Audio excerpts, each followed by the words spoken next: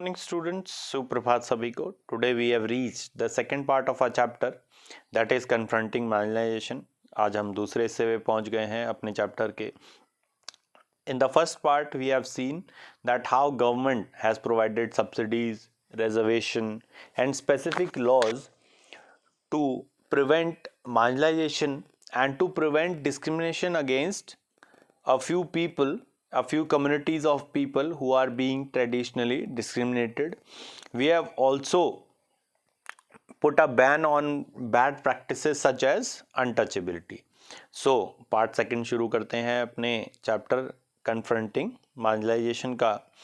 इसमें अगर बात करें जो सबसे इम्पॉर्टेंट एक्ट है the schedule caste and schedule tribes prevention of atrocities act 1989, वो स्पेसिफिकली डिस्क्राइब करता है बहुत सारे टाइप के जो एक्टिविटीज़ हैं उनको बैन करने के लिए, because there have been different kinds of activities which discriminate against particularly the so called lower caste people.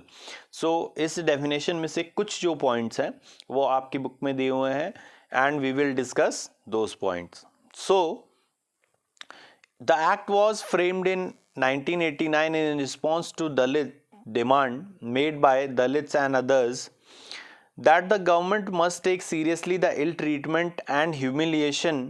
जो भेदभाव हो रहा है, जो डिस्क्रिमिनेशन हो रहा है, उसको सरकार सीरियसली ले. And in the 70s and 80s in many parts of southern India, many Dalit groups refused to perform their so-called caste duties. ये 1970 और 1980 में जैसे जैसे अवेयरनेस, जागरूकता आई लोगों में, तो स्पेशली साउथ इंडिया में the people have refuse to perform their traditional caste duties. जैसे हमने रत्नाम का एक एग्जाम्पल देखा पिछले पार्ट में, जिसमें रत्नाम ने मना कर दिया कि वो ऐसा कोई रिचुअल नहीं करेगा जिसमें जो प्रीस्ट हैं उनके पैर धो के उस पानी से नहाना था. So many of the communities have refuse to perform such inhuman activities. So this resulted in more powerful unleashing of violence against them. तो ये जो उनका मना करने का जो एक्टिविटी थी कि वो अब से ये जो सो कॉल्ड ट्रेडिशन के नाम पे जो कास्ट ड्यूटीज़ हैं वो उसको नहीं करेंगे, तो इसकी वजह से जो वायलेंस है वो दलित्स के और सो कॉल्ड लोअर कास्ट के लोगों के खिलाफ बढ़ गया. As a result, Dalit groups demanded new laws that would list the various sort of violence against Dalits and prescribe stringent punishment. तो इसके कारण जो दलित ग्रुप्स हैं उन्होंने एक सख्त कानून की मांग की जिसमें काफ़ी सख्त जो है वो पनिशमेंट का प्रावधान हो, क्योंकि ये जो एक्टिविटीज़ हैं, ये जो वायलेंस है, ये जो हेट्रेड है, ये जो डिस्क्रिमिनेशन है, ये काफ़ी ज़्यादा बढ़ गया था. The act describes several levels of crimes. It lists some of humiliation and horror. Act जो है वो अलग अलग प्रकार की गतिविधियों को डिस्क्राइब करता है कि ये कौन कौन सी किस किस प्रकार की discriminatory activities are being done against the Dalits.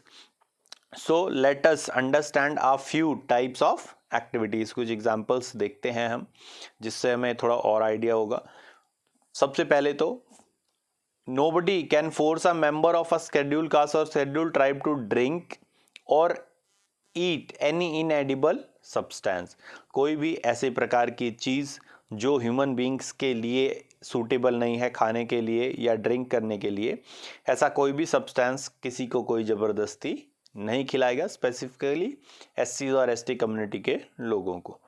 Second example is forcibly remove clothes from the person of a member of a SC and ST or parades him or her naked. ठीक है, तो दूसरा क्या है, जबरदस्ती कपड़े निकाल के या और भी तरीके से ह्यूमिलिएट करके, बेइज्जती करके किसी व्यक्ति को उसकी परेड निकाली जाए सभी लोगों के सामने, यानी कि सार्वजनिक तौर से. इस बात के लिए भी इस एक्ट में मना किया हुआ है कि ऐसा कोई भी काम कोई भी व्यक्ति नहीं कर सकता जिसमें ह्यूमिलिएट किया जाए. कुछ माला ऐसे कुछ चीज़ें आप देखी होंगी मूवीज़ में या सीरियल्स में, जिसमें जो फेस है उस पर ब्लैक पेंट कर देते हैं और कपड़े निकाल के उनकी परेड कराई जाती है. तो ऐसे किसी भी प्रकार की एक्टिविटी पर रोक लगाई है the scheduled caste and scheduled tribes prevention of atrocities act 1989 ने। अगर आगे बात करें तो it lists actions that dispossesses and Dalits and Adivasis of their mere resources और which force them into performing slave labour. ऐसी किसी भी गतिविधि पर बैन लगाता है जिसमें दलित्स और आदिवासीज की जमीनें छीन ली जाती हैं और जबरदस्ती उनसे फोर्स लेबर या स्लेव लेबर कराया जाता है without any money. wrongfully occupies or cultivates any land owned by or allotted to a member of SC or ST or gets the land allotted to him transferred। किसी गलत तरीके से illegal तरीके से किसी SC या ST के लिए जो अलॉट की गई है लैंड उसको खरीदना या किसी भी तरीके से ट्रांसफ़र कराना भी, इस पर भी बैन लगाया हुआ है the prevention of atrocities act 1989 में। अगर आगे बात करें तो महिलाओं के प्रति भी स्पेसिफिक जो क्राइम्स हैं, स्पेसिफिक जो डिस्क्रिमिनेटरी एक्टिविटीज़ हैं, उस पर भी रोक लगाता है SC and ST prevention of atrocities act 1989। The act recognizes that crimes against Dalit and tribal women are of a specific kind and therefore seeks to penalize anyone who. अब इसमें पेनल्टी है किसके लिए? जो व्यक्ति क्या कर रहा है, assaults or uses force on any woman belonging to the SC or ST tribe with intent to dishonor her। कोई भी व्यक्ति फोर्स का प्रयोग करता है किसी भी प्रकार से ह्यूमिलिएट करने का, बेइज्जती करने का किसी वुमेन की जो SC और ST कम्युनिटी से बिलोंग करती हो, इस पर भी रोक लगाता है। अब ये तो कुछ एग्जाम्पल्स देख लिए हमने कि आप ज़मीनें नहीं ले सकते हैं, आप ऐसा कोई सब्सटेंस खाने नहीं बोल सकते हैं, यानी कि कहने, और आप महिला की जो प्राइड है, महिला की जो इज्जत है, उसको भी आप ह्यूमिलेट नहीं कर सकते हैं। तो कहने का मतलब ये है कि किसी भी प्रकार से फिजिकली, वर्बली, मेंटली, इकोनॉमिकली और एनी अदर मीन्स से आप किसी को भी ह्यूमिलेट कर नहीं सकते हैं और ना ही हमें करना चाहिए। ये तो 1989 जो एक्ट है उसकी कुछ प्रोविजंस की बात हुई, कुछ जो इसमें एग्जांपल्स दिए हुए कि किस प्रकार की एक्टिविटीज़ पे ये एक्ट बैन लगाता है। इसके अलावा एक और इनह्यूमन और डिस्क्रिमिनेटरी प्रैक्टिस है मैनुअल स्कैवेंजिंग, यानी कि मैला ढोने की practice.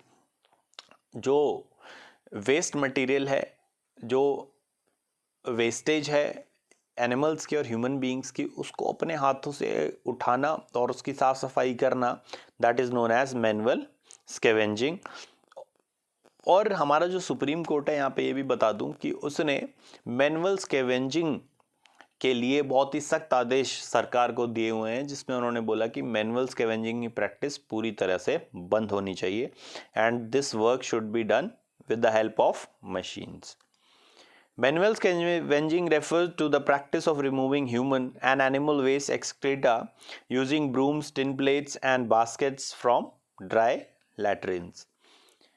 A manual scavenger is a person who does the job of carrying this filth। ये जो filth है, इसको उठाने का, इसकी साफ सफाई करने का जो काम करता है व्यक्ति, उसको कहते हैं manual scavenger। This job is mainly done by Dalit women and young girls। This job is done generally by the Dalits, the women and young girls। ये भी एक बहुत ही ज़्यादा डिस्क्रिमिनेटरी प्रैक्टिस है, बहुत ज़्यादा इनह्यूमन प्रैक्टिस है, जिस पर टोटली बैन लगाया जाना चाहिए हमारी सरकार के द्वारा। अब आगे बात करें आदिवासी डिमांड्स एंड द 1989 एक्ट की, तो the 1989 act states that land belonging to the tribal people cannot be sold to or brought by non-tribal people। जो ट्राइबल लोग हैं उनकी ज़मीनों को जो नॉन ट्राइबल लोग हैं वो ना ही बेच सकते हैं ना ही खरीद सकते हैं, यानी कि sale and purchase they can not do. The constitution guarantees the right of the tribal people to repossess their land. और अगर ऐसा हो गया है तो रीपोजेशन के लिए भी इस कानून में प्रावधान है। अगर आगे बात करें आदिवासी डिमांड्स और 1989 एक्ट की, people have had to constantly work on or make effort to translate these policies into principles that guide the action of their fellow citizens or even their leaders.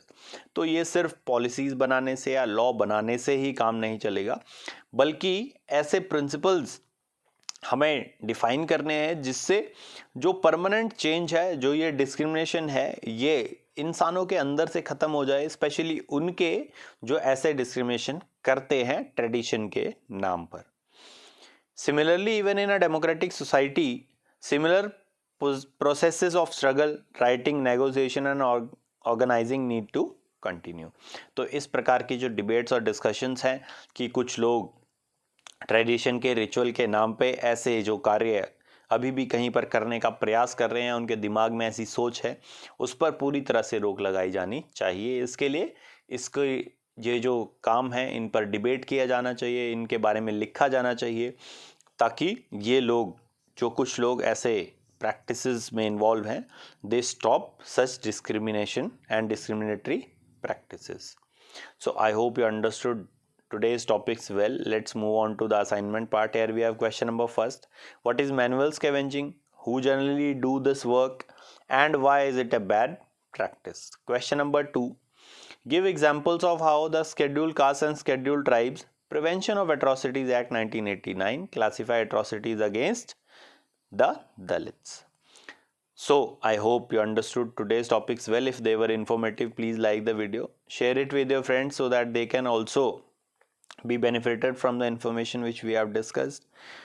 Also give your valuable suggestions through your comments so that I can make further improvement in the coming videos, and do not forget to subscribe my channel for latest informative and educational videos. Thank you and have a nice day.